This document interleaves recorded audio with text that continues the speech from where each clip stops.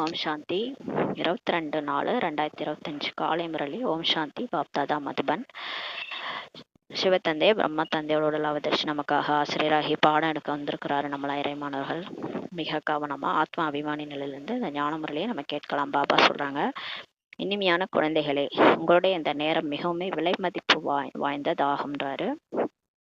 இந்த டைம் ரொம்ப விலை மதிக்க முடியாத டைம்ன்றாரு. ஒரு செகண்ட் கூட அவ்வளோ முக்கியமானதுன்றாரு. ஏன்னா கடவுளே கிடச்சிட்டாரு இல்லையா, அவரை நினைக்கணும். இந்த டைம் வேஸ்ட் பண்ணக்கூடாது. இந்த ஒரு ஒரு நிமிஷமும் நமக்கு அங்கே சொர்க்கத்தில் ஒரு வருஷம் போகுதுன்றாரு. ஒரு நிமிஷம் இங்கே விட்டாலே ஒரு வருஷம் போகுதுன்றார். அப்போ எவ்வளோ ஜாக்கிரதையாக நம்ம இந்த விலை மதிப்பு வாய்ந்த இந்த சங்கமேக நேரத்தை பயன்படுத்தணும். இதில் நீங்கள் தந்தைக்கு முழுமையாக உதவி செய்பவராக ஆகுங்கள்ன்றாரு. உதவி செய்யும் குழந்தைகளே உயர்ந்த பதவி அடைகிறார்கள்ன்றாரு.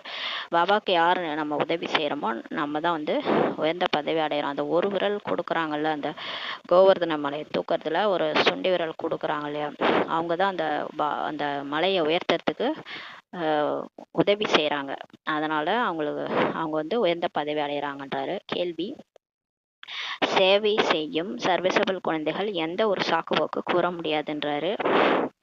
சேவை செய்யக்கூடியவங்க யாரெல்லாம் சேவை செய்கிறாங்களோ அந்த குழந்தைகள் எந்த ஒரு சாக்குப்போக்கு சொல்ல முடியாது. பதில்: பாபா, இங்கு வெப்பமாக இருக்கிறது, இங்கு குளிராக உள்ளது, எனவே எங்களால் சேவை செய்ய முடியாது என்ற போக்கினை சர்வீசபிள் குழந்தைகள் கூற மாட்டார்கள்ன்றார்.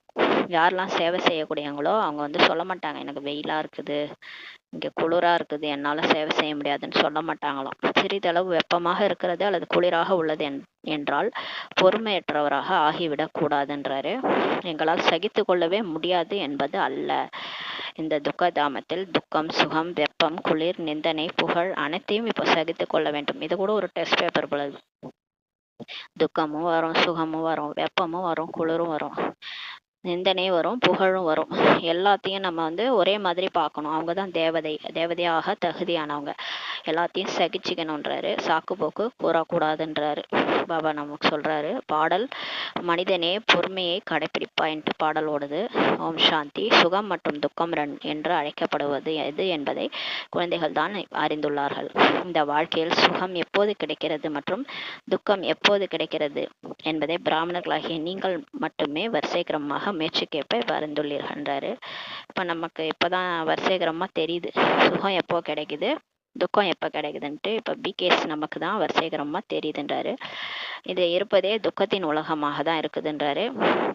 இதில் சிறிது காலத்திற்கு துக்கம், சுகம், புகழ், நிந்தனை எல்லாமே சகித்து கொள்ள வேண்டி வருகிறது.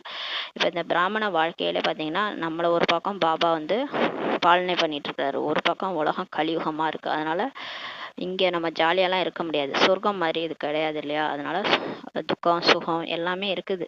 ஏன்னா இந்த இயற்கையின் மூலமாக வெப்பம், குளிர் எல்லாத்தையும் நம்ம சகிச்சிக்க வேண்டியதாக இருக்குது.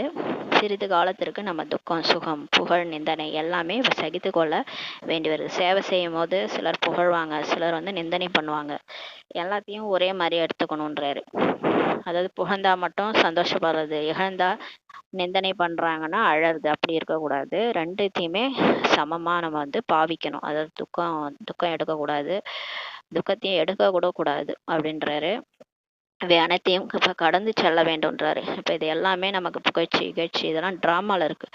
இது எல்லாத்தையும் கடந்து போகணும். ஒரு சிலருக்கு கொஞ்சம் வெப்பம் தாக்கினால் நாங்கள் குளிரான இடத்தில் இருப்போம் என்பார்கள். ஒரு சிலர் என்ன பண்ணுவாங்க, கொஞ்சம் வெயில், நிறைய வெயில் கூட இருக்காது, கொஞ்சம் வெயிலுக்கே எனக்கு ஏசி வேணும்னுவாங்க. எனக்கு ஏசி போட்டால் தான் நான் இருப்பேன்னுவாங்க. அதான் சொல்கிறாரு. இப்போது குழந்தைகளே, வெப்பமான இடத்தில் அல்லது குளிர் இருக்கும் இடத்தில் இப்போ சேவை செய்ய வேண்டும் அல்லவான்றாரு. எங்கனாலும் நம்ம சேவை செஞ்சு தான் நம்ம பாபா எங்கே அனுப்புகிறாரோ அங்கே வெப்பமாக இருந்தாலும் சரி, குளிராக இருந்தாலும் சரி, நம்ம பாபாவோட நிழற்கொடையில் அவர் நமக்கு ஆத்மாவுக்கு குளிச்சு கொடுப்பாரு. நம்ம உடலில் அவர் மூலமாக நம்ம குளிச்சு எடுத்துக்கணும். அவரை யோகா மூலமாக குளிர் வேணும்னா குளிர் எடுத்துக்கணும், வெப்பம் வேணும்னா வெப்பம் எடுத்துக்கணும். நம்ம வெளியே உள்ள அந்த வெப்பம், குளிர்லாம் நம்ம எடுத்துக்கூடாது. அதை சொல்கிறாரு. எந்த ஒரு இடமா இருந்தாலும் சேவை செய்ய வேண்டும் அல்லவா. இச்சமயம் இந்த கொஞ்சம் நஞ்சம் துக்கம் ஏற்பட்டாலும் கூட ஒன்றும் புதிய விஷயமே அல்லன்றாரு. இந்த நேரத்தில் கொஞ்சம் நஞ்ச துக்கம் தானே வருது, அது கூட புதிய விஷயம் இல்லை, எதுவுமே புதுசு இல்லைன்றாரு. இது இருப்பதே துக்கதாமமாக தானே. நீங்கள் என்ன இருக்கிற இடம்னா சொர்க்கத்தில் இருக்கிறீங்கன்னு கேட்குறாரு.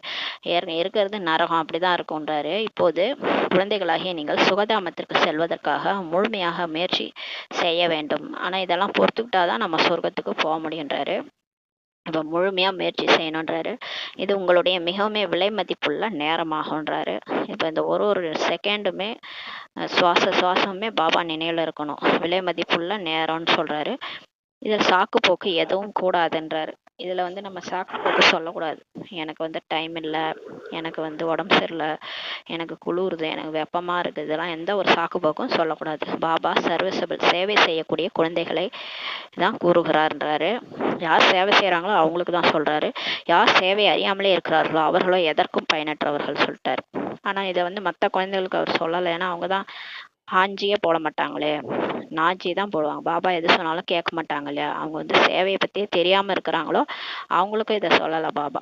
யார் சேவை செய்யறாங்களோ அவங்களுக்கு தான் சொல்றாரு. சேவை செய்யாதவங்க எதற்கும் பயனற்றவர்கள்ன்றாரு. இங்கு தந்தை வந்திருப்பதே பாரதத்தை மட்டும் என்ன உலகத்தையே சுகதாமமாக ஆக்கிறதுக்கு வந்திருக்கிறாரு. எனவே பிராமண குழந்தைகள் தான் தந்தைக்கு உதவி செய்பவரா இப்ப ஆக வேண்டும்ன்றாரு. தந்தே வந்துள்ளார், எனவே அவருடைய வழிப்படிதான் நடக்க வேண்டும்ன்றாரு. சொர்க்கமாக இருந்த பாரதம் இப்போது நரகமாக உள்ளது, அதை மீண்டும் சொர்க்கமாக ஆக்க வேண்டும்ன்றாரு. இப்ப கடவுள் வந்திருக்கிறது எதுக்குன்னா பெரிய டாஸ்க் எடுத்துன்னு வந்துக்கிறாரு. பூமி வந்து நரகமா இருந்தது ஒரு காலத்துல, அதை வந்து இப்போ வந்து நரகமா இருக்குது. ஏற்கனவே சொர்க்கமா இருந்தது ஒரு காலத்துல, இப்ப நரகமாயிடுச்சு. அதை வந்து திரும்ப சொர்க்கமாக்க தான் வந்திருக்கிறாரு. எவ்வளோ பெரிய டாஸ்க் எடுத்துக்கிட்டு வந்திருக்கிறாரு. இதை வந்து செஞ்சே தீருவன்ட்டு வந்திருக்கிறாரு. இதுக்கு நம்ம அவருக்கு வந்து ஹெல்ப் பண்ணணும்னு சொல்றாரு. இதுவும் இப்போதான் நமக்கு தெரிய வந்துள்ளது. சத்தியுகத்தில் இந்த பவித்திர ராஜாக்களின் ராஜ்யம் இருந்தது.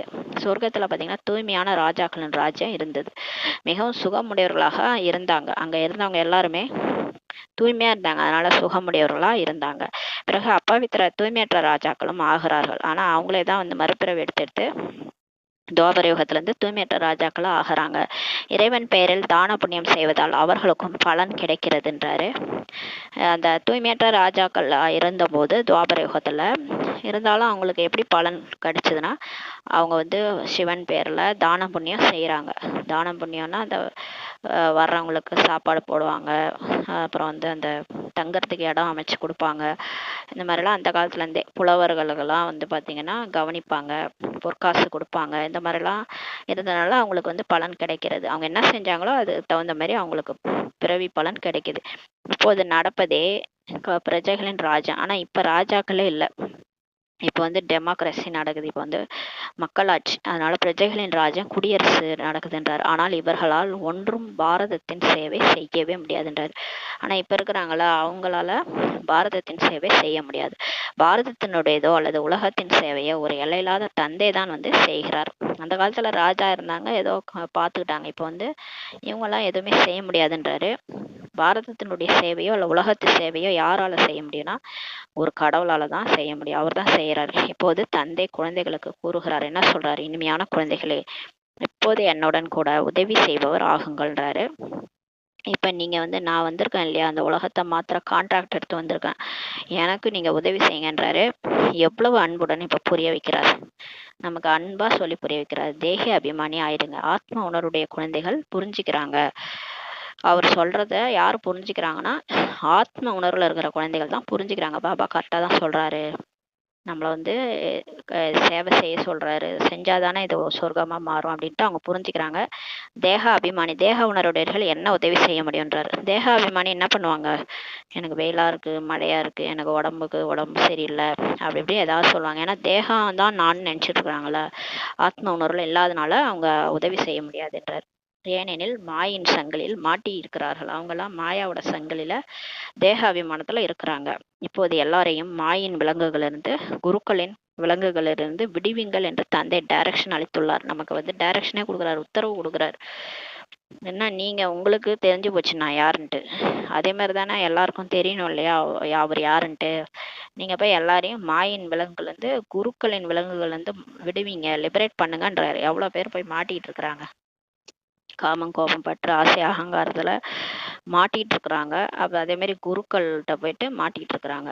அதை தான் உண்மைன்னு நினைச்சு அவங்கள்ட்ட போயிட்டு எதையோ கேட்டுட்டு இருக்கிறாங்க. இது உண்மையை நோக்கியே வரல.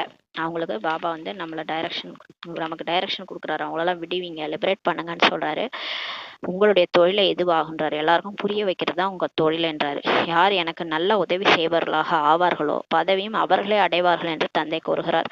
இப்ப யார் கடவுளுக்கு தைரியமா இறங்கி வந்து நல்ல உதவி செய்யறவளா ஆவாங்களோ அவங்க தான் பதவியை அடைவாங்கன்னு சொல்லி பாபா சொல்றார். நான் யாராக இருக்கிறேன், எப்படி இருக்கிறேன், சாதாரணமாக இருக்கும் காரணத்தினால் என்னை முழுமையாக அறியாமல் உள்ளார்கள் என்று சுயம் தந்தை நேரடியாக கூறுகிறார். இப்ப சிவன் எப்படி இருக்கிறாரு, யாரா இருக்கிறாரு? அவர் சாதாரணமா இந்த வயோதிகர் உடல்ல, ஒரு வயசானவர் உடல்ல சாதாரணமா வந்ததுனால ஒரு காவியோட கூட போட்டுல, ஒரு சாமியார் மாதிரி காவியோட போட்டிருந்தாலும் எல்லாரும் மதிப்பாங்க. இவர் சாதாரணமா ஒரு ஒயிட் ஷர்ட் போட்டுக்கிட்டு அது கூட கிஞ்சி இருக்கு, அதை தச்சு போட்டிருக்கிறார் பிரம்மா பாபா. சாதாரணமா இருக்கிறாரு ஒரு வெள்ளை சட்டையில. அவரை பார்த்து யாரும் வந்து இவரு தான் கடவுள்னு ஒத்துக்க மாட்டாங்க. கடவுள் அவர் மூலமா தான் பேசிட்டு இருக்கிறாரு.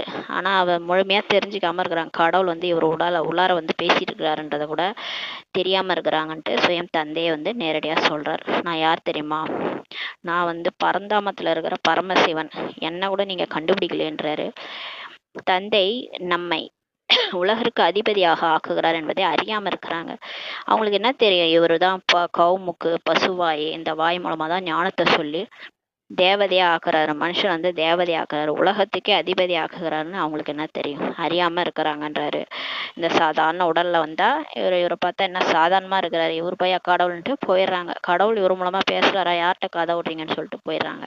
புரிஞ்சிக்கல. ஏன்னா கடவுள் வந்து சாதாரணமா வராரு இல்லையா? ஒரு என்ன அவர் வந்து பெருசா ஏதாவது காட்டிக்கிறாரா? நான் ஒரு காவி உடைய உடுத்திக்கிட்டு உட்காறது, என் காலில் வந்து விழுங்கன்னு சொல்றது, அந்த மாதிரிலாம் எதுவுமே செய்யறது இல்லை. காலை அபிஷேகம் பண்ணுங்கன்னு சொல்றது, இதெல்லாம் எதுவுமே செய்யறது இல்லை கடவுள்.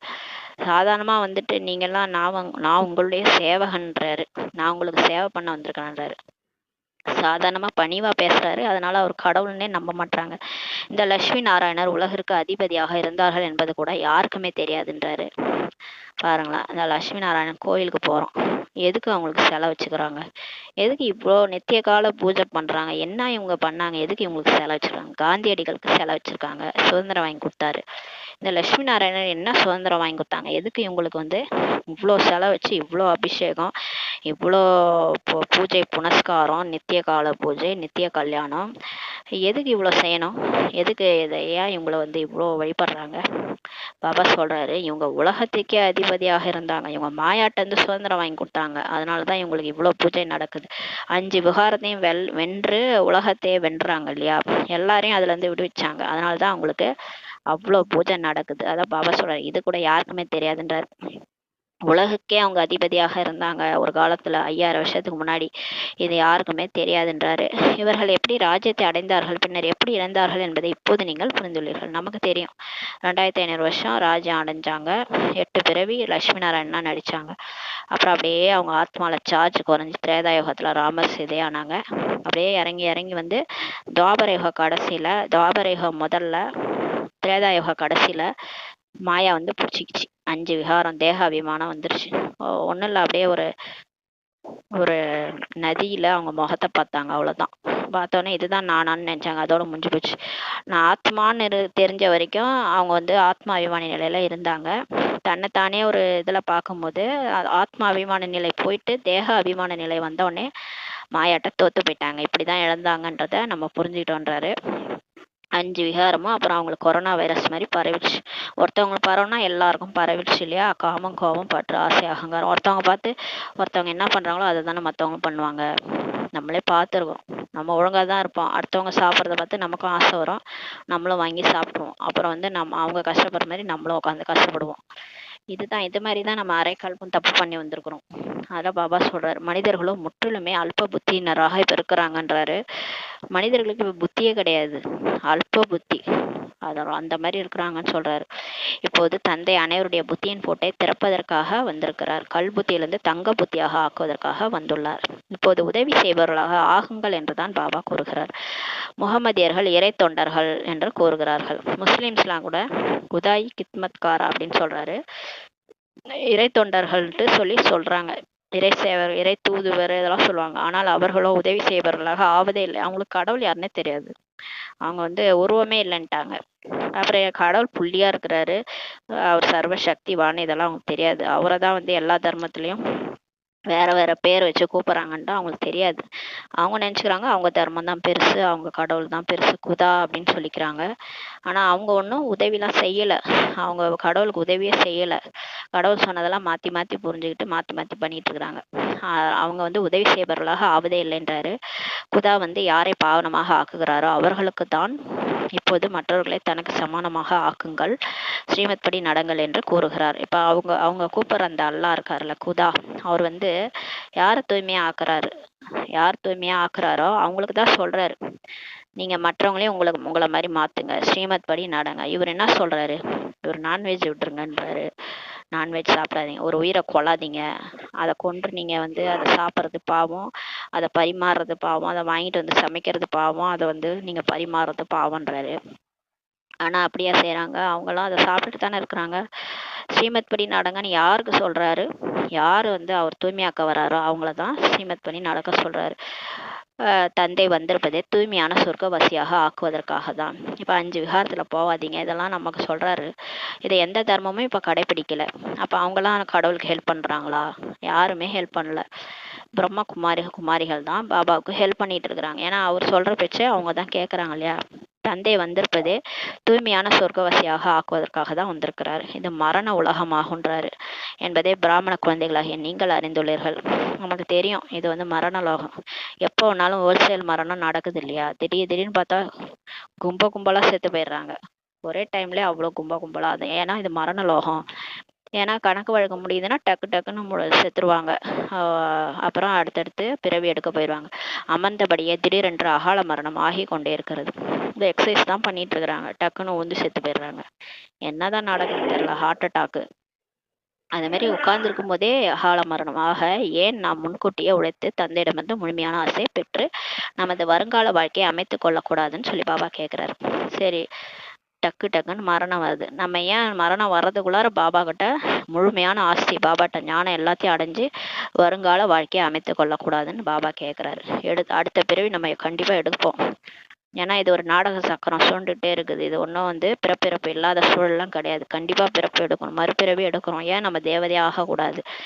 மனிதர்களுக்கு வானப்பிரஸ்த நிலை ஆகும்போது இப்போது பக்தியில் ஈடுபடலாம் என்று நினைக்கிறாங்க. அவங்க என்ன நினைக்கிறாங்க, வாழும்போது ஜாலியாக வாழணும். எதுக்கு இப்பயே போயிட்டு என்ன ஒரு 40 வயசா, அதுக்குள்ளார எதுக்கு நம்ம இந்த மாதிரி போகிறது, கோயில் கோலம்னு சுற்றுறதுன்னு கொஞ்ச நாள் என்ஜாய் பண்ணும் அப்படின்னு நினைக்கிறாங்க. 60 வயசுக்கு மேலே தான் பக்திக்கு போகணுன்னே அவங்க வச்சிருக்கிறாங்க. ஆனால் இப்போ என்ன சாகிறவங்களாம் 60 வயசுல சாகிறாங்க. திடீர்னு 40 வயசுல தான் சாக வந்துடுது. மரண லோகம் இல்லையா. 30 வயசுல 40 வயசுல 18 வயசுல கூட செத்து போயிடுறாங்க இல்லையா. இப்போல்லாம் வந்து அதெல்லாம் கிடையாது. 60 வயசுக்கு மேலே தான் பக்திக்கு போகணும், 60 வயசுக்கு மேலே தான் யோகா பண்ணணும் அப்படிலாம் கிடையாது. இப்போல்லாம் எந்த வயசுலையும் ஞானம் கொடுக்கணும், அவங்கள யோகா பண்ண வைக்கணும், கடவுளை நினைக்க வைக்கணும். ஏன்னா திடீர்னு மரணம் வருது இல்லையா. வானப்பிரஸ்த நிலை இல்லாத வரையும் நிறைய பணம் செல்வத்தை சம்பாதிக்கிறார்கள். 60 வயசு ஆகிற வரைக்கும் நிறைய பணம் காசுலாம் சேமிக்கிறாங்க. இப்போது உங்கள் அனைவருக்கும் இருப்பதே வானப்பிரஸ்த நிலை தான்றார் பாபா. சொல்றார், நீங்க வந்து குழந்தையா இருங்க, நீங்க 60 வயசா இருங்க, நீங்க வந்து 40 வயசா இருங்க, இல்லை 30 வயசா இருங்க, அவங்க எல்லாருக்குமே இப்போ வானப்பிரஸ்த நிலை தான்றாரு. எப்போ மரணம் வரும்னே தெரியாதுன்றாரு. காலன் வந்து தலைமையில நிக்குதுன்றாரு. பின் ஏன் தந்தைக்கு உதவி செய்பவராக ஆகிவிடக்கூடாது? பாபா சொல்றாரு, டைமே இல்லை, கொஞ்ச காலம் தான் இருக்குது. இதுக்குள்ளார நீங்க வந்து உதவி ஏன் செய்பவராக ஆகக்கூடாதுன்னு கேட்குறாரு. ஏன் உதவி செய்யக்கூடாது? உங்க உடல் மனம் பொருளால எனக்கு ஏன் உதவி செய்ய மாட்டீங்கன்னு கேட்குறாரு. நாம் தந்தைக்கு உதவி செய்பவர்களாக ஆகிறோமா என்று நம் உள்ளத்தை நாமே கேட்க வேண்டும்ன்றாரு. இப்போ நம்மளை கேட்டுக்கணும், நம்ம தந்தைக்கு உதவி செய்பவராக ஆகிறோமா என்று நாமே கேட்டுக்கணுன்றாரு.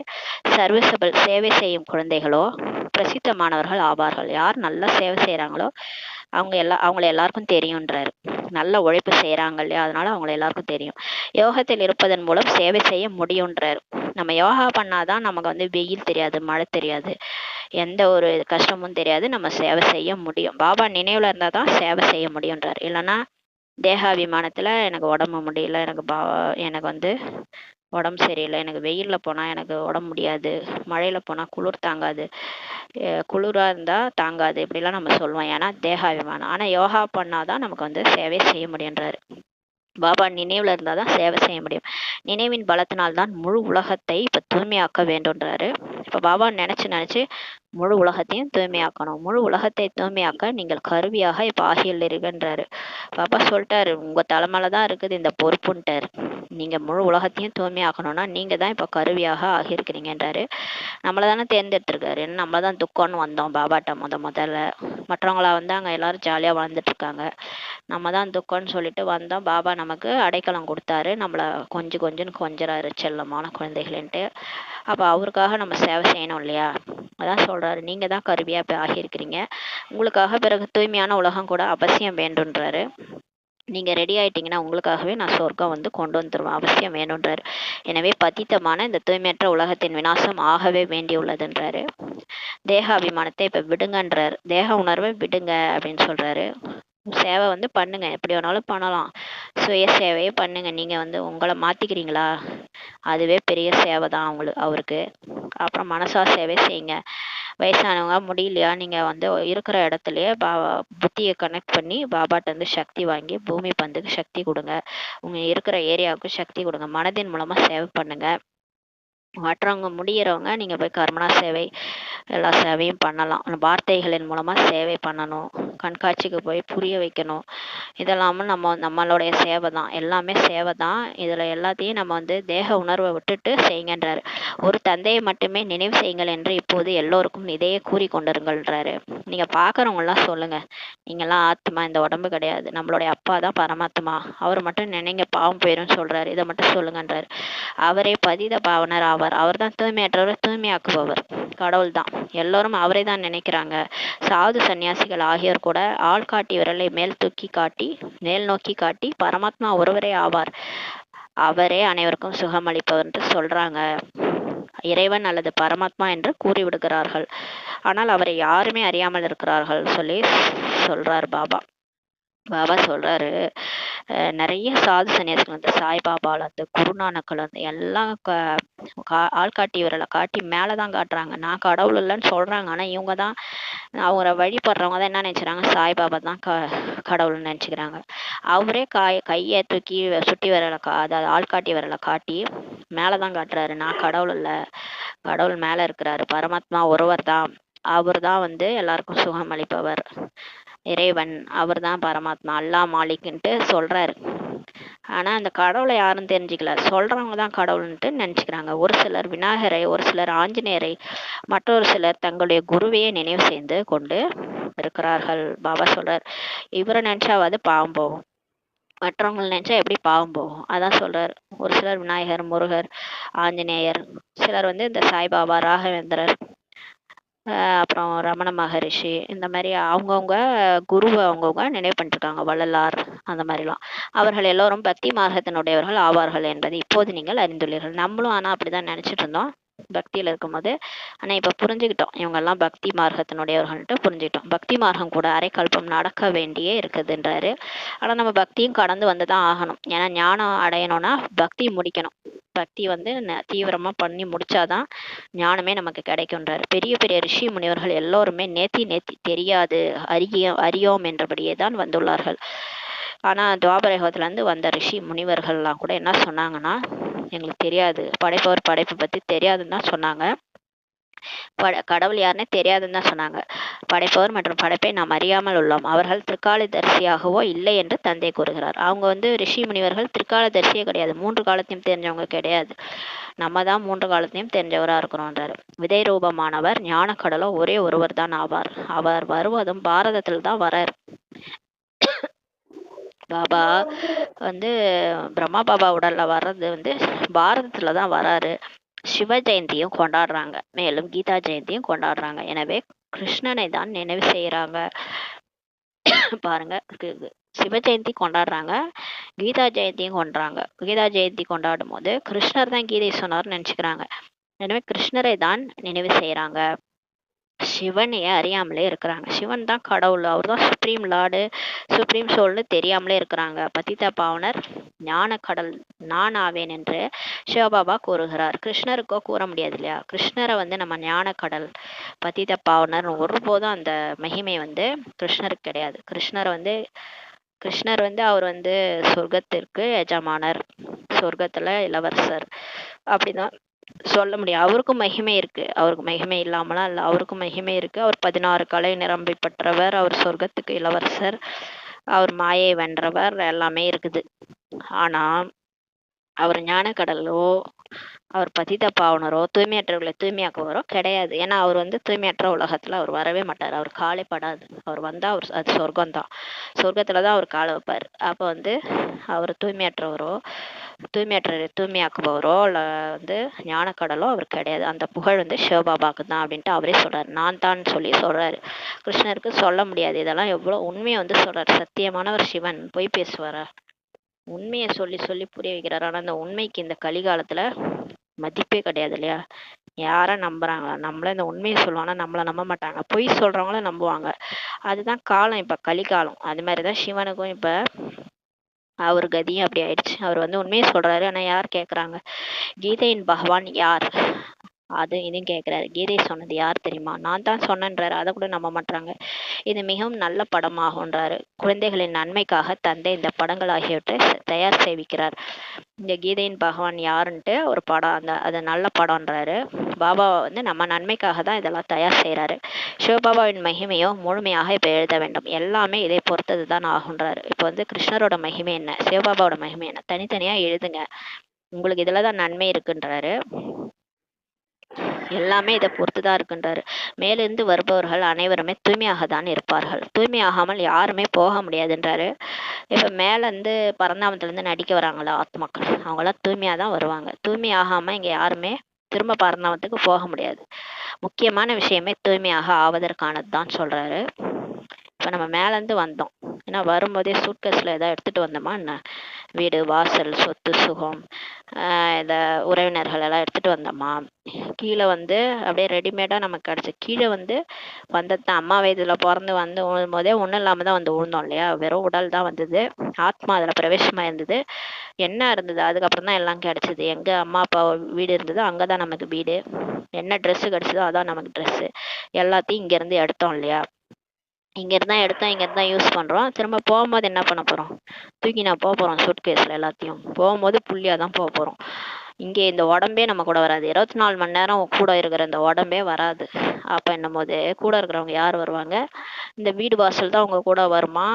இல்ல கூட இருக்கிறீங்களே அவங்கதான் உங்க கூட வருவாங்களா? யாரும் வரமாட்டாங்க இல்லையா? இந்த உண்மை ஏன் புரிய மாட்டுது யாருக்கும்?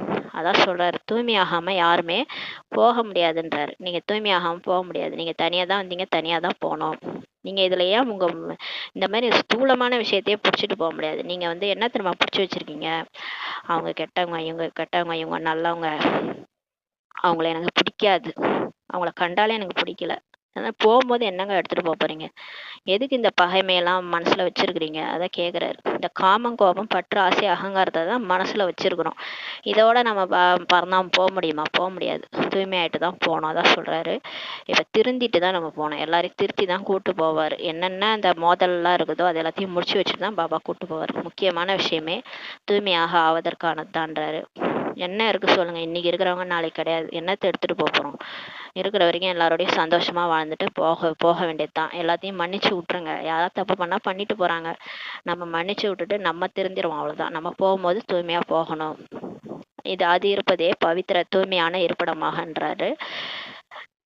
எது அந்த பரந்தாம இருக்கிறதே பவித்திர தாமம், தூய்மையான இருப்பிடம். அப்பதான் நம்ம அங்க போக முடியும். தூய்மையானதான் அங்க போக முடியும். அங்க அனைத்து ஆத்மாக்களும் இருக்கிறாங்க.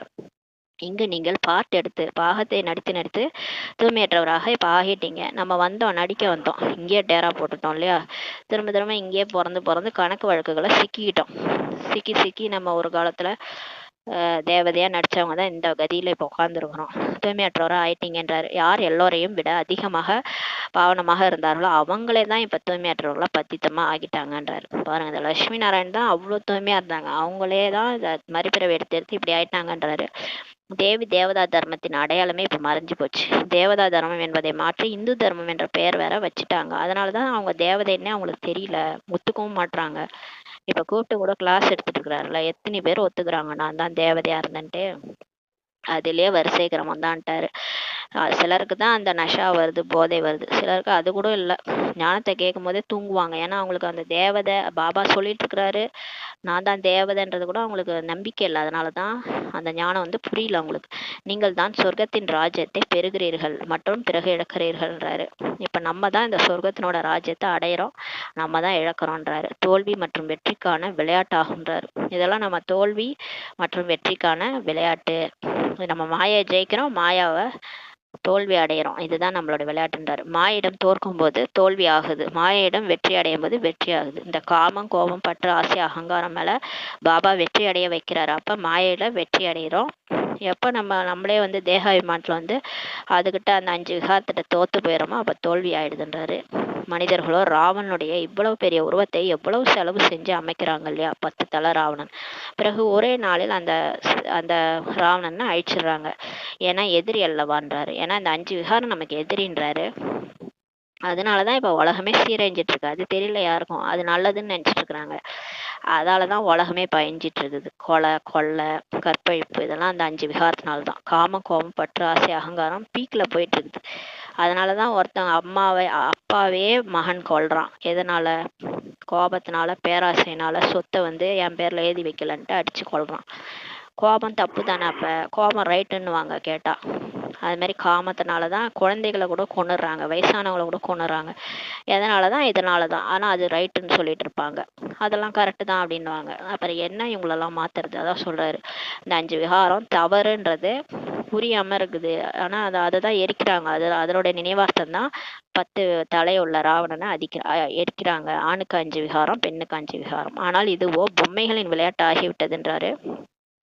இது பொம்மையோட விளையாட்டு மாதிரி இப்போ ஆயிடுச்சுன்றாரு. சிவபாபா என்னன்னா உருவாக்குறது, எரிக்கிறது. விநாயகரை வந்து செஞ்சு வைக்கிறது, கொண்டு போய் தண்ணியில போட்டுருது. இது என்ன? இது ஒரு விளையாட்டு மாதிரி விளையாடிட்டு இருக்காங்க. பக்தியில எல்லாம் விளையாட்டு மாதிரி இருக்குன்றாரு. சிவபாபாவினுடைய உருவத்தை செய்து அமைத்து பூஜை செய்து பிறகு உடைத்து விடுகிறார்கள்ன்றாரு. இந்த மாதிரி பொம்மை விளையாட்டு இந்த குழந்தை என்ன திறமை பண்ணும்? ஒரு பொம்மையை வாங்கி விளையாடும், கோவம் வந்தோன்னா தூக்கி போட்டு உடச்சிரும். அந்த மாதிரி பண்ணிட்டு இருக்கிறாங்கன்றார். தேவிகளினுடைய உருவங்களை கூட இது போல செய்து பிறகு மூழ்கடித்து விடுகிறார்கள். சரஸ்வதி, லட்சுமி எல்லாம் பெருசு பெருசா உருவாக்கி கொண்டு போய் கடல்ல போட்டு வந்துருவாங்க. யோசிச்சு பார்க்கணும், இதெல்லாம் நம்ம பக்தியில எவ்வளவு மூட நம்பிக்கையோட எவ்வளவு செலவு பண்ணி எல்லாத்தையும் தண்ணியில கரைக்கிறோன்றது இப்பதான் நமக்கு தெரியுது. எதுவுமே புரிந்து கொள்வதில்லைன்றாரு. அதாவது புத்தியே இல்லை, பக்தி இல்லைன்றாரு. இப்போது குழந்தைகளாகிய நீங்கள் இந்த உலகத்தின் சக்கரம் எப்படி சுத்துது என்று இந்த எல்லையில்லாத சரித்திர பூகோளம் பற்றி இப்ப தெரிஞ்சுக்கிட்டீங்க. இப்ப நமக்கு வந்து பாபா புத்தி பூட்டை ஓபன் பண்ணி நமக்கு எல்லாத்தையும் புரிய வச்சுட்டாரு. சத்தியுகம், திரேதா பற்றி யாருக்குமே தெரியாதுன்றாரு. ஆனா யாருக்கும் 2500 வருஷம் முன்னாடி உலகம் எப்படி இருந்தது, அங்க என்ன நடந்ததுன்ட்டு யாருக்குமே தெரியாது. தேவதைகளின் படங்களை கூட நிந்தனைக்குரியதாக அமைச்சிட்டாங்க. இப்ப சில லட்சுமி நாராயணன் இவங்களெல்லாம் படம் அந்த கோயிலெல்லாம் அசுத்தமான சித்திரங்கள்லாம் வச்சுட்டாங்கன்றார். தந்தை புரிய வைக்கிறார். இனிமையான குழந்தைகளே, உலகிற்கு அதிபதியாக ஆவதற்கு தந்தை உங்களுக்கு கூறியுள்ள பத்தியத்தை, கட்டுப்பாட்டை இப்ப மேற்கொள்ளுங்கள். 5 விகாரத்தை விட்டுருங்க. சாப்பாட்டுல பத்தியம் வைக்கிற மாதிரி புத்திக்கு இந்த 5 விகாரத்தை கொண்டு வராதிங்க, புத்தியில இருந்தே எடுத்துருங்கன்றாரு. மனசு புத்தியில இருந்து அந்த 5 விகாரத்தை எடுத்துருங்கன்றாரு. நினைவுல இருந்து இப்ப உணவு தயாரிங்க. பாபா என்ன சாப்பிடக்கூடாதுன்னு சொன்னாரோ எல்லாத்துலயும் பத்தியம் வைங்க. பாபா நினைவுல இருந்து சாப்பாடு செய்யுங்க, நினைவுல இருந்து உட்கொள்ளுங்கள். நீங்க சாப்பிடுங்க, ஆனா வந்து பாபா நினைச்சுக்கிட்டே சாப்பிடுங்க, பாபா நினைச்சுக்கிட்டே சமைங்க. என்னை நினைவு செய்தீர்கள் என்றால் நீங்கள் மீண்டும் உலகிற்கு அதிபதியாக ஆகிருவீங்க என்று சுயம் தந்தையே இப்ப கூறுகிறார். அவரை நினைச்சா நம்ம திரும்ப உலகத்துக்கு அதிபதி ஆயிடும்ட்டு பாபா சொல்றாரு. தந்தை கூட மீண்டும் இப்ப வந்துள்ளார். இப்போது முழுமையான உலகிற்கு அதிபதி ஆக வேண்டும் சொல்றாரு. பாபா கூட திரும்ப வந்துட்டாரு இல்லையா, நம்ம கூப்பிட்டோம் வந்துட்டாரு. இப்ப நம்ம முழுமையாக உலகிற்கே அதிபதி ஆகணுன்றார். ஃபாலோ ஃபாதர் மதர் சொல்றாரு. தாய் தந்தையை பின்பற்றுங்கள். அதாவது பிரம்மா பாபாவை ஃபாலோ பண்ணுங்க, இல்லாத அம்மாவை ஃபாலோ பண்ணுங்க, வேற யாரையும் ஃபாலோ பண்ணாதீங்கன்றாரு. தந்தை மட்டுமே இருக்க முடியாது. சன்னியாசிகள் நாங்கள் எல்லோருமே ஃபாதர் என்கிறார்கள்ன்றாரு. சன்னியாசிகள் அவங்களே ஃபாதர்னு சொல்லிக்கிறாங்க. ஆத்மாவே பரமாத்மா, நானே கடவுள்னு சொல்லிக்கிறாங்க. இதுவோ தவறு ஆகிவிடுகிறது. இங்கு மதர் ஃபாதர், தாய் தந்தை இருவருமே இப்போ முயற்சி செய்கிறார்கள்ன்றாரு. இங்க வந்து மம்மா பிரம்மா பாபா 2 பேருமே முயற்சி தான் பண்ணிட்டு இருக்காங்க. அவங்களே சொல்லலை நானே கடவுள்ன்ட்டு. பாப் சமான் ஆகி போயிருக்கிறாங்க, கடவுளுக்கு கிட்டக போயிட்டாங்க. கடவுளுக்கு சமானமா ஆகி போயிருக்கிறாங்க. ஆனா அவங்களே நானே கடவுள்னு சொன்னதே கிடையாது. அதனால பாபா சொல்றாரு, ஃபாலோ மதர் ஃபாதர், அவங்கள பின்பற்றுங்க என்ற இந்த வார்த்தைகள் கூட இந்த இடத்தினுடையது தான் ஆகுன்றாரு.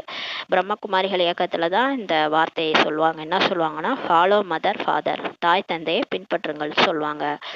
யார் உலகின் அதிபதியாக இருந்தார்களோ, தூய்மையாக இருந்தார்களோ, அவர்கள் இப்போது எல்லாமே இப்ப தூய்மையற்றவராக உள்ளார்கள் என்று இப்போது நீங்கள் அறிந்துள்ளீர்கள். திரும்ப சொல்றாரு, லட்சுமி நாராயணனை தான் சொல்றாரு. அவங்க தான் இப்ப எல்லாருமே 108 பேருமே தூய்மையற்றவராக ஆகியிருக்கிறாங்கன்றாரு. மீண்டும் தூய்மையாக ஆகி கொண்டு இருக்கிறாங்க. அவங்கெல்லாம் இப்ப திரும்ப பாபா மாத்திட்டு இருக்கிறாரு.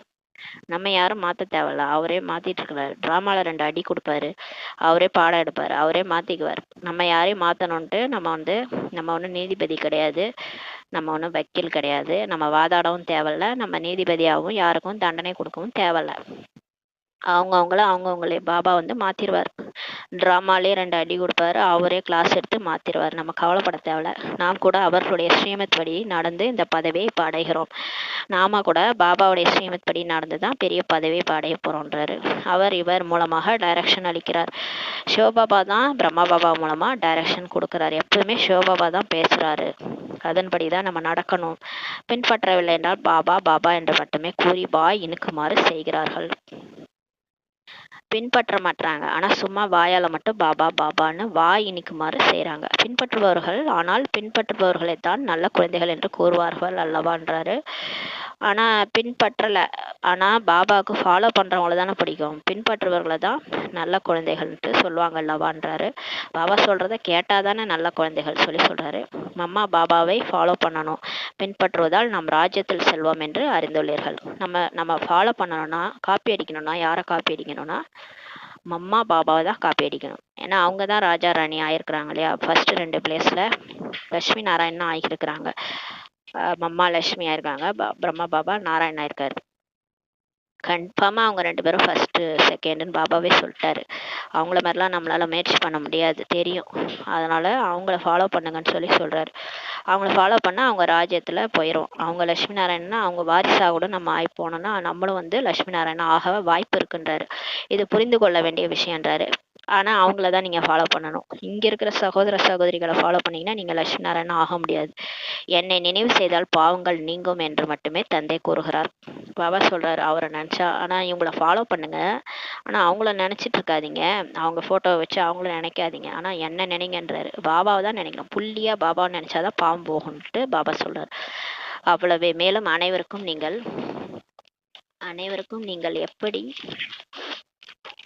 எப்படி 84 பிறவிகளை எடுத்து அப்பவித்திரமாக தூய்மையற்றவராக ஆகியிருக்கிறீங்க என்பதை இப்ப புரிய வைங்க. இப்போது மீண்டும் தூய்மையாக ஆகணுன்றார் பாபா. எந்த அளவு நீங்க நினைவு செய்வீர்களோ தூய்மையாகி கொண்டே செல்வீர்கள். நம்ம எவ்வளவு பாபா நினைக்கிறோமோ அவ்வளோ தூய்மை ஆயிடும். நமக்கு தைரியம் வந்துடும். நம்ம ஞானத்தை எல்லாருக்கும் புரிய வைப்போம். அப்பதான் பாபா சேவையை நம்ம செய்ய முடியும். அவரை நினைச்சாதான் அவரை மாதிரி மாறி அவருக்கு ஹெல்ப் பண்ண முடியும். தூய்மையாயிட்டே போவீங்கன்றாரு. நிறைய நினைவு செய்பவர்கள் தான் புது உலகத்தில் முதல்ல வருவாங்கன்றாரு. யார் நிறைய நினைவு செய்யறாங்களோ அவங்க தான் 9 லட்சம் பேர்ல வருவாங்க. சொர்க்கத்துல ஃபர்ஸ்டே வந்துருவாங்க. பிறகு மற்றவர்களையும் தனக்கு சமானமாக ஆக்கணும். நம்ம மட்டும் மாறக்கூடாது. நம்ம கூட இருக்கிறவங்க எல்லாரையும் நம்மள மாதிரியே மாத்தணும். கண்காட்சிகள் புரிய வைப்பதற்காக மம்மா பாபாலாம் செல்ல முடியாது இல்லையா. வெளியிலிருந்து பெரிய மனிதர் வருகிறார் என்றால் இவர் யார் வந்துள்ளார் என்று பார்ப்பதற்காக எவ்வளவு பேர் மனிதர்கள் செல்கிறார்கள் இல்லையா. இப்ப கண்காட்சிக்கெல்லாம் மம்மா பாபா போக மாட்டாங்க, மற்றவங்க தான் போயிட்டு புரிய வைக்கணும்ன்றாரு. வெளியிலேருந்து இப்போ பெரிய மனுஷங்கள்லாம் வராங்கன்னா யார் வந்திருக்கிறாங்கன்ட்டு எவ்வளோ பேர் மனுஷங்க வருவாங்க இல்லையா. அந்த மாதிரி கண்காட்சியில் இப்போ விஐபிஸ்லாம் கூப்பிட்டோன்னா இவங்களாம் வராங்களான்னு சொல்லிட்டு உடனே எல்லாரும் பார்க்க வருவாங்க. இவரும் எவ்வளவு மறைமுகமாக இருக்கிறார் இந்த பிரம்மா பாபா சிவபாபா. மறைமுகமா இருக்கிறாங்க. நான் இந்த பிரம்மாவின் உடல் மூலமாக பேசுகிறேன் என்று தந்தை கூறுகிறார். நான் தான் இந்த குழந்தைகளுக்கு பொறுப்பாளின்னு சொல்றார் சிவபாபா. சிவபாபா தான் பேசுகிறார், அவரே கற்பிக்கிறார் என்று நீங்கள் எப்போதும் நினையுங்கள் சொல்லி பாபா சொல்றார். நீங்கள் சிவபாபாவை தான் பார்க்க வேண்டும், இவரை பார்க்க கூடாது. பிரம்மா பாபா உடல்ல வந்திருக்கிற சிவபாபா இருந்தாலும் நம்ம அவர் நெற்றி பூர்வத்துல இருக்கிற சிவபாபாவை தான் பார்க்கணும். பிரம்மா பாபாவை நினைவு செய்யக்கூடாது, பார்க்கக்கூடாது. தன்னை ஆத்மா என்று உணருங்கள் மற்றும் பரமாத்மா தந்தையை நினைவு செய்யுங்கள் சொல்றாரு. நாம் ஆத்மா தான் ஆவோம். ஆத்மாவில் முழுமையான பாகம் இப்ப பார்த்து நிரம்பியுள்ளது. இந்த ஞானம் புத்தியில் சுற்றி கொண்டே இருக்கணும்ன்றாரு. அதாவது நான் ஆத்துமா மேலேருந்து நடிக்க வந்தேன். பரமாத்மா என்னுடைய தந்தை. என்னில் நிறைய பார்ட் ஸ்டோர் ஆயிருக்கு, அதை தான் நான் நடிச்சிட்டு இருக்கிறேன். இந்த நாலேஜ் புத்தியில் சுற்றிக்கிட்டே இருக்கணுன்றாரு. உலகியல் விஷயங்கள் மட்டுமே புத்தியில் இருக்கிறது என்றால் ஒன்றுமே தெரியாது என்று பொருள்றார். இப்போ இவ்வளோ ஞானம் சொல்லிட்டு இருக்கிறாரு. இதெல்லாம் கேட்ட பிறகு சீதைக்கு ராமன் சித்தப்பான்வாங்க பாருங்க, அப்போதான் கொடுமையாக இருக்கும் பாபாவுக்கு. ஏன்னா அவங்க புத்தியில் ஃபுல்லாக இன்னைக்கு என்ன சமைக்கணும், இன்னைக்கு என்ன சாப்பாடு போடணும், குழந்தைங்களுக்கு ஃபீஸ் கட்டணும், படிக்க வைக்கணும், இப்படியே ஓடிட்டு உலகிய விஷயங்கள் ஓடிட்டு இருந்தா பாபா சொன்னது எதுவுமே புத்தியில இருக்காது என்று பொருள்ன்றாரு.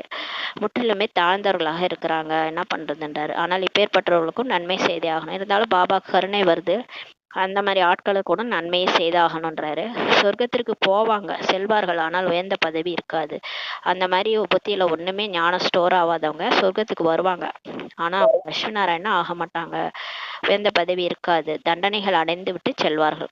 இங்க வந்து தண்டனை அடைஞ்சிட்டு அப்புறமா சொர்க்கத்துக்கு போவாங்க. சொர்க்கத்துல போய் ஏதோ ஒரு பதவி போடுவார் பாபா, அதை வாங்கிட்டு போவாங்க.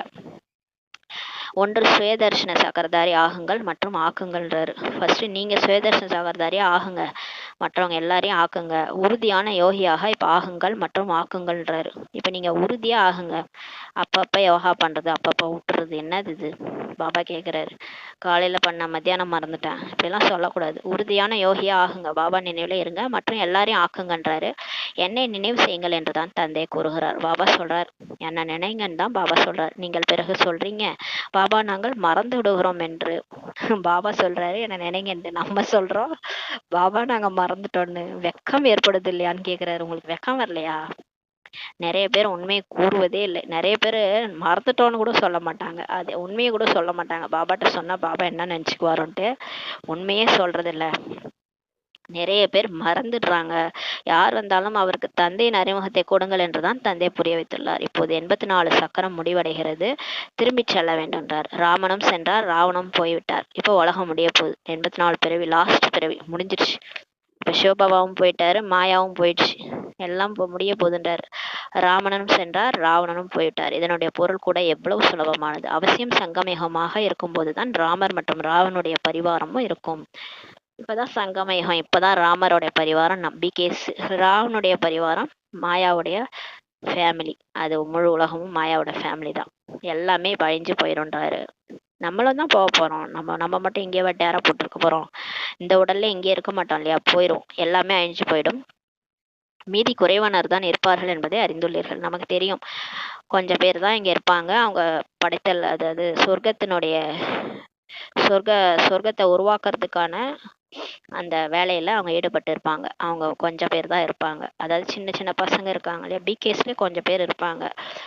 அவங்களாம் வயசு உள்ளவங்க இருப்பாங்க. வயசானவங்களாம் நம்மளாம் போயிடும், அவ்வளவுதான். பாபா கூடயே போயிட வேண்டியதான். பாபா கூட பறந்து அப்படியே போயிடும். பாபா எப்ப கூப்பிடுறாரோ ஊர்வலத்துல, சிவனின் ஊர்வலத்துல நம்ம பறந்து பாபா பக்கத்துல உட்காந்து போயிடணும். மீதி குறைவானவர் இருப்பார்கள் என்பதையும் நீங்க அறிந்துள்ளீர்கள். எப்படி உங்களுக்கு ராஜ்யம் கிடைக்கும் என்பதும் கூட இன்னும் போக போக எல்லாமே தெரிஞ்சு போயிடும்ன்றாரு. இப்ப எப்படி ராஜ்யம் வந்து உருவாகுது, எப்படி ராஜ்யம் கிடைக்க போகுது, எல்லாமே உங்களுக்கு தெரிஞ்சிடும்ன்றாரு. என்ன காட்சி கிடைக்குமா என்னன்னு தெரியல, எல்லாமே தெரிஞ்சு போயிடும்ன்றாரு. முன்கூட்டியே அனைத்தையும் கூற மாட்டார்கள் அல்லவா, ஆனா இப்ப சொல்ல மாட்டேன். பிறகு அது நாடகமாக இருக்காது. நாடகம்னா சுவாரஸ்யமா இருக்கணும். சினிமால கிளைமேக்ஸ் அப்படியே நமக்கு அப்படியே ஆச்சரியமா இருக்கும். எல்லாமே டிஃப்ரெண்டா கிளைமேக்ஸ் வந்து முடியும் இல்லையா, சாதாரண சினிமால. அந்த மாதிரி இங்கேயும் கிளைமேக்ஸ் அப்படியே டிஃப்ரெண்டா இருக்கும்ன்றாரு. ஆச்சரியமா இருக்கும் உங்களுக்கு. முன்னாடியே சொல்ல மாட்டாராம், கடைசியா சொல்லுவாராம். நீங்கள் சாட்சியாக இருந்து பார்க்க வேண்டியுள்ளது. ஆனா நீங்க எல்லாத்தையும் ஒரு பார்வையாளரா இருந்து பாருங்க. ஒரு சினிமா தியேட்டர்ல போய் உட்காந்து பாக்குறோம்ல, ஃபுல் சினிமாவையும் பார்வையாளரா இருந்து தானே பாக்குறோம். அது மாதிரி இப்ப நம்ம வாழ்க்கை கூட ஒரு சினிமா தான், நாடகம் தான். எதையும் நம்ம சாட்சியா இருந்து பார்க்க சொல்றாரு. என்ன நடக்க போகுது பாருங்க. சாட்சாத்காரம் ஆகி கொண்டே போகும், போக போக காட்சிகள் கிடைச்சிட்டே இருக்கும்ன்றாரு. இந்த 84 சக்கரம் பற்றி உலகத்துல யாருமே அறியாம இருக்கிறாங்கன்றாரு. ஆனா யாருக்குமே தெரியாது 84 பிறவி எடுக்கிறாங்க, சுத்தி வந்து திரும்ப போய் சொர்க்கத்துக்கு போறாங்க. இதெல்லாம் உலகத்துல யாருக்கும் தெரியாது, நமக்கு தான் தெரியும். நாம் திரும்பி செல்கிறோம் என்பது இப்போது குழந்தைகளாகிய உங்களுடைய புத்தியில் இருக்குது. நமக்கு தெரிஞ்சு போச்சு, உலகம் அழிய போது, நம்மளாம் போக போறோம், திரும்ப சொர்க்கத்துக்கு வர போறோம்னு நமக்கு தெரிஞ்சிச்சு. நமக்கு ஏன்னா நிச்சய புத்தி நமக்கு இருக்கு இல்லையா, அதனால ராவண ராஜ்யத்திலிருந்து இப்போது விடுதலை கிடைக்கிறது, பிறகு நமது ராஜ்யத்தில் வருவோம்ன்றாரு. இந்த போதுண்டா அந்த மாயா, அப்பா இந்த 5 விகாரத்துல இருந்து எப்படா விடுதலை கிடைக்கும். நம்மளை வந்து கூட்டுல இருக்கிற பறவை மாதிரி அடைச்சி வச்சிருச்சு இந்த மாயா. இப்பதான் திறந்து விடுறாங்க, நம்ம பறந்து போயிரும், நம்ம பிறகு நமது ராஜ்யத்தில் வருவோன்றாரு. மீதி ஒரு சில நாட்களே உள்ளனன்றார். இன்னும் கொஞ்ச நாள் தான் இருக்கு. இந்த சக்கரம் சுற்றி கொண்டே இருக்கிறது அல்லவா, அநேக முறை இந்த அநேக முறை இந்த சக்கரத்தை சுற்றி வந்திருக்கிறீங்க. நம்ம இது ஒன்றும் புதுசு கிடையாது. போன கல்பம் கூட இப்படிதான் நம்ம முரளி படிச்சு இப்படிதான் நம்ம இருந்தோம். அதனால இது புதுசு கிடையாது. எந்த கர்ம பந்தனத்தில் மாட்டி இருக்கிறீர்களோ அதை மறந்து விடுங்கள் என்று இப்போது தந்தை கூறுகிறார். இப்ப நீங்க எங்க இருக்கிறீங்க, யார் கூட இருக்கிறீங்க, எந்த கர்ம பந்தனத்துல மாட்டி நிக்கிறீங்களோ அதெல்லாம் மறந்துடுங்கன்றாரு. இல்லறத்தில் இருந்தபடியே மறந்து கொண்டே செல்லுங்கள்ன்றாரு. இப்போ இப்போ வந்து ஒரு ஒரு வீட்டுல ஒரு பொண்ணு இருக்குன்னா அந்த அந்த பொண்ணு வந்து அப்பா அம்மா வளர்ப்பாங்க. ஆனா தினம் அந்த பொண்ணு யார் மேலேயும் ஆசைப்படணும்னு வச்சுக்கோங்களேன். அந்த அவர் வந்து சொல்லுவார், நீ மறந்துரு, உங்க அப்பா அம்மாவும் மறந்துரு, நீ என் கூட வந்துருன்னு சொல்லுவார். அந்த மாதிரி பாபா அந்த மாதிரி பாபா சொல்றாரு நம்மள, நீங்க வீட்டிலேயே இருங்க, இருந்துட்டு எல்லாத்தையும் மறந்துட்டு என்னை மட்டும் நினைங்கன்றாரு. கூட இருக்கிறவங்க எல்லாத்தையும் மறந்துருங்க, மறந்துட்டு என்னை மட்டும் நினைங்கன்றாரு. இல்லறத்தில் இருந்தபடியே மறந்து கொண்டே செல்லுங்கன்றாரு. ஏன்னா அவர் கூட போறதுக்கு ரெடியா இருக்கு சொல்றாரு. எப்போனாலும் முடியும், எப்போனாலும் அவர் கூட பறந்து போயிட வேண்டியதுதான். இப்போது நாடகம் முடிவடைகிறதுன்றாரு.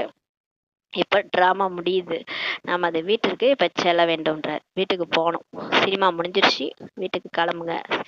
சினிமா தேட்டர்லயேவா உக்காந்துருக்க முடியும், வீட்டுக்கு போய் தானே ஆகணும். அது மாதிரி இப்ப வீட்டுக்கு போலாம் வாங்கன்றாரு. டிராமா முடிஞ்சிருச்சு.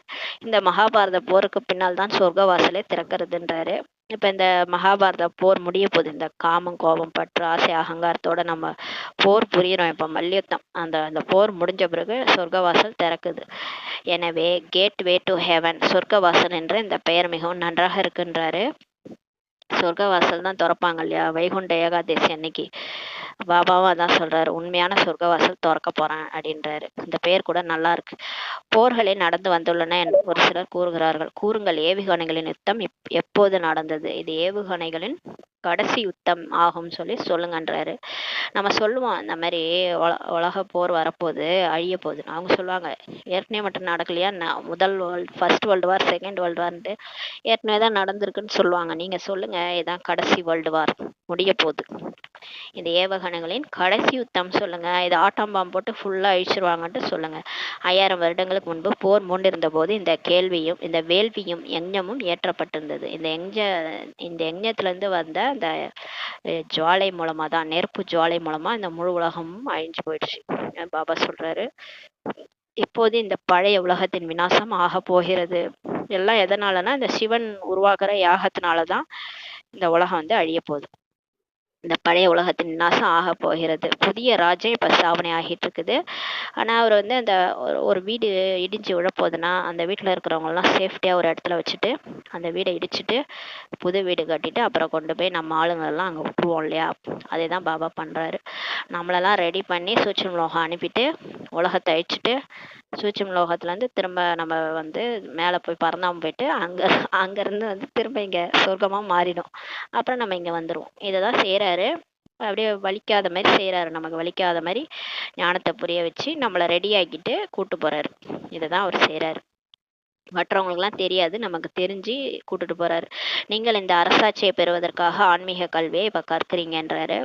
நம்ம எதுக்காக இந்த படிப்பு படிக்கிறோம்னா புது உலகத்துல அரசாட்சி பெறுவதற்காக. உங்களுடைய தொழில் ஆன்மீகமானதாகுன்றாரு. உலகியல் கல்வியை உதவ போவதே இல்லைன்றார். இப்ப நீங்க என்னதான் ஐஏஎஸ், கலெக்டர், டாக்டர் ஆனாலும் ஒன்றும் வேஸ்ட்ன்றாரு. ஏன்னா உலகம் அழிய போகுது இல்லையா, சாசனங்கள் கூட இப்ப பயன்படாதுன்றாரு. பின் நாம் ஏன் இந்த தொழிலில் ஈடுபடக்கூடாது? சரி, அந்த பக்தியும் விட்டுருங்க, அந்த உலகிய கல்வி வேலை கூட சொன்னார். வேலைக்கு போய் சம்பாதிக்கிறத விட தலை மேல இருக்கிற சுமையை ஃபர்ஸ்ட் இறக்கி வைங்க, என்ன நினைங்கன்றாரு. அது இல்லைன்னா கூட பரவாயில்லன்னு அன்னைக்கு முரளியில சொன்னாரு.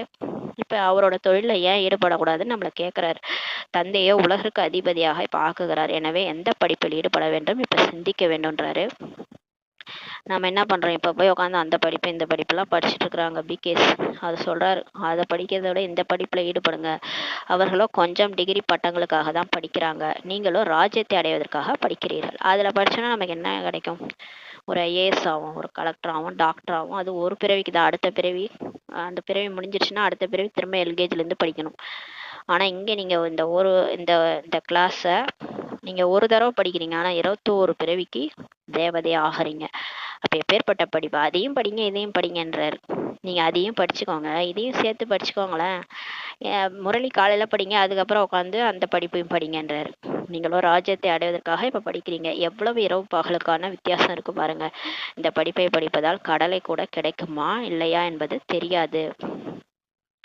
அதுக்கும் இதுக்கும் எவ்வளோ வித்தியாசம் இருக்குது இல்லையா? இந்த படிப்பை படிப்பதனால கடலை கூட கிடைக்குமா இல்லையா என்பது தெரியாது. ஒருவருடைய சரீரம் விடுபட்டு விட்டால் கடலையும் போய்விடும்ன்றாரு. அந்த படிப்பு சொல்றாரு போல இருக்குது. அந்த படிப்பு படிச்சோம்னா நம்ம கடலைன்னா அந்த வேர்க்கடலை சொல்றாருன்னு நினைக்கிறேன். கடலை கூட கிடைக்குமான்றது தெரியாது. நிலக்கடலை ஒருவருடைய இப்ப சரீரம் போயிடுச்சுன்னா அந்த கடலை கூட போயிடும்ன்றாரு. அதாவது படிச்சுட்டே இருக்கிறாங்க. இப்ப இப்ப டாக்டருக்கு படிச்சுட்டே இருக்கிறாங்க, இல்ல வக்கீலுக்கு படிச்சுட்டே இருக்கிறாங்க. திடீர்னு சரீரம் விட்டாங்கன்னா அந்த அவ்வளவுதான். அந்த டாக்டரா கூட ஆக முடியாது இல்லையா? அதான் சொல்றாரு, அந்த கடலையும் கூட போய்விடும். ஆனால் இந்த சம்பாத்தியமோ கூடவே செல்லக்கூடியதாகும். ஆனா இங்க நீங்க இந்த படிப்பை படிச்சுட்டு சரீரம் விட்டா கூட இந்த படிப்பு உங்க கூடயே வரும்ன்றார். இப்போ மரணம் தலை மீது உள்ளது. இப்ப மரணம் எல்லாரும் தலை மேலே இருக்கு. எப்ப யார் சரீரம் விடுவாங்கன்னே சொல்ல முடியாது. திடீர்னு நடக்கும்ன்றாரு. அதற்கு முன்னதாக நாம் நமது முழு சம்பாத்தியம் செய்து கொண்டு விடுவோம். ஆனா நமக்கு மரணம் வர்றதுக்கு முன்னாடி நம்ம நல்லா பாபாட்ட ஞானத்தை புரிஞ்சுக்கிட்டு சம்பாத்தியம் செய்து கொண்டு விடுவோம். அப்பதானே அடுத்த பிறவில போய் ராஜ்யம் ஆள முடியும். இல்லை சொர்க்கத்துக்காவது போய் ஏதோ ஒரு பதவி அடைவோம் இல்லையா? அதான் சொல்றாரு, இந்த சம்பாத்தியம் செய்ய செய்ய உலகமே இப்ப விநாசம் ஆக போகிறதுன்றார். இந்த ஞானம் எல்லாருக்கும் ஏற ஏற உலகமே முடிய போகுது. உங்களது படிப்பு முடிவடையும் போதுதான் விநாசம் ஆகும். ஆனா நம்ம படிப்பு முடியுதோ அப்பதான் விநாசம் ஆகும். எல்லா மனிதர்களின் கைப்பிடியில் கடலை மட்டுமே உள்ளது. அவங்க படிக்கிற படிப்புக்கு அவங்க என்ன வச்சிருக்காங்க கையில? கடலை தான் வச்சிருக்கிறாங்கன்றாரு என்பதை நீங்கள் அறிந்துள்ளீர்கள்ன்றாரு. என்பது நமக்கு தெரியும். அவங்க கையில எல்லாம் கடலை தான் இருக்கு. என்ன கடலை? வேர்க்கடலை. அதை தான் குரங்கு போல பிடித்து கொண்டிருக்கிறாங்க. குரங்கு பிடிச்சிருக்கோம்ல, கடலையை பிடிச்சிட்டு கையை விடாது. கையை எடுக்கவே எடுக்காது. கையெடுத்தா கடலை போயிடும்ட்டு எடுக்காது. ஒரு பாட்டிலுக்குள்ளார போய் மாட்டிக்கும் கை. அந்த கடலையை விட்டாதானே கையை எடுக்க முடியும், விடாது. இந்த மாதிரி அந்த குரங்கு மாதிரி அவங்க எல்லாரும் அந்த கடலையை பிடிச்சிருக்கிறாங்க. அதாவது உலகாய படிப்பு பின்னாடி ஓடிட்டு இருக்கிறாங்க.